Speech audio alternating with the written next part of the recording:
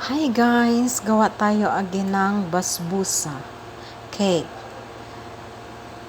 Magpapagawa si Madam ng basbusa again kasi nung natikman niya yung ginawa ko nung nakarang araw. Ayan, ngayon may party. Ayan, nag-ano siya na, yun na lang daw lulutuin ko, basbusa. Ayan, dalahin namin to siya mamaya sa party mga idol. Ito, cream, halip, vanilla, itong ayan ang mga ingredients niya mga idol. 2 egg.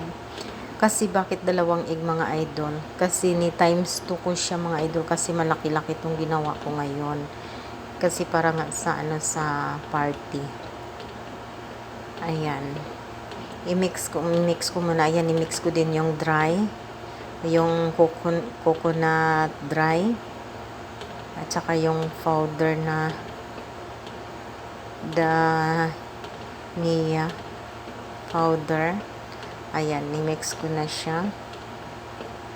Yan, please like, share my videos mga idol para more videos tayo mga idol.